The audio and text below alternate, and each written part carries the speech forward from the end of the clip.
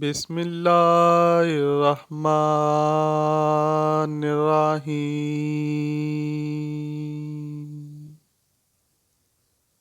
موت زندگی کا ختم ہونا نہیں، بلکہ یہ تو زندگی کا ایک حصہ ہے جو کہ ہر انسان نے ایک نہ ایک دن ضرور چکھنا ہے، اور بے شک ہم مسلمانوں کا عقیدہ ہے کہ مرنے کے بعد ہمیں دوبارہ ضرور اٹھایا جائے گا، لیکن مرنا ایک ایسا عمل ہے جو ہر انسان میں مختلف طور پر پایا جاتا ہے۔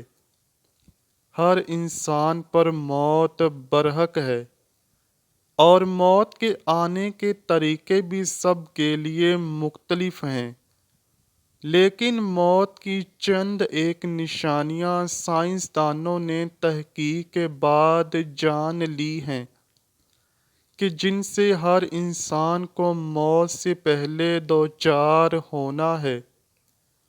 جب موت بندے کو آ گھیرتی ہے تو اس کا رابطہ اس دنیا فانی سے آہستہ آہستہ ختم ہونا شروع ہو جاتا ہے، جس سے قریب بیٹھے ہوئے لوگوں کو مرنے والے شخص میں موت کی نشانیاں نظر آنے لگتی ہیں۔ آئیے انہی نشانیوں کا ذکر کرتے ہیں کہ جو سائنسی طور پر موت سے پہلے ظاہر ہونے لگتی ہیں۔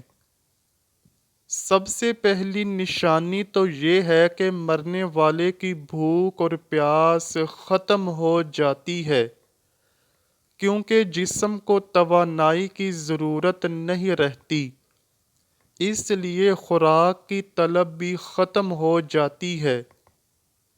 مرنے والے کی آنتیں بند ہونا شروع ہو جاتی ہیں، جس کی وجہ سے پانی پیٹ کے اندر نہیں جاتا، اس کی پیاس نہیں بجھتی، اس لیے مرنے والے کے ہونٹ خشک ہوتے ہیں۔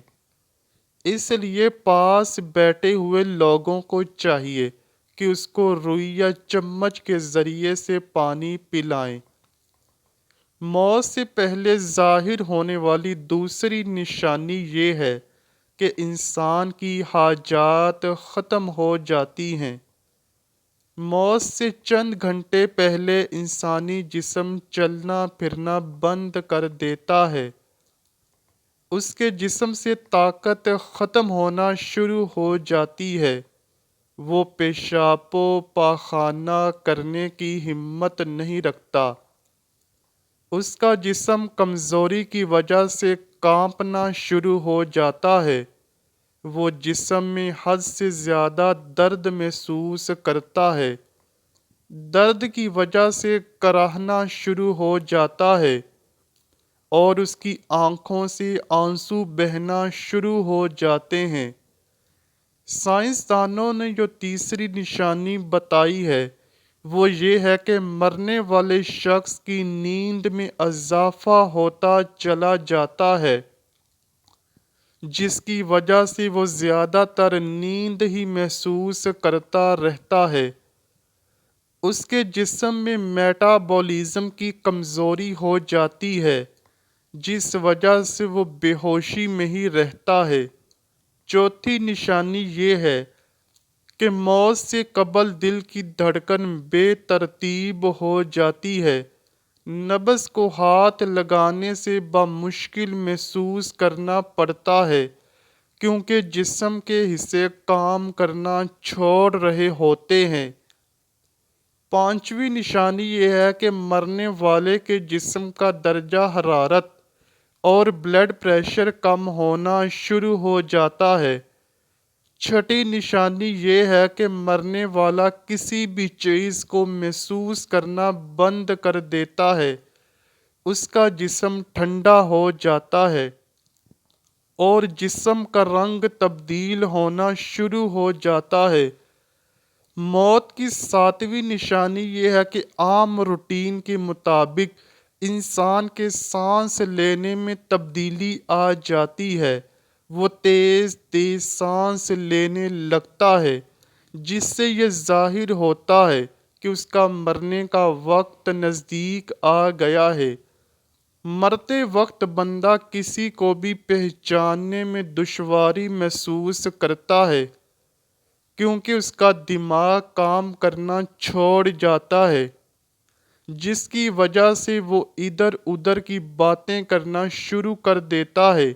کبھی وہ کلمہ پڑھنا شروع کرتا ہے اور کبھی اپنے گھر والوں سے کہتا ہے کہ مجھے ڈر محسوس ہو رہا ہے۔ موت کا سب سے آخری مرحلہ اور نشانی سکرات ہے۔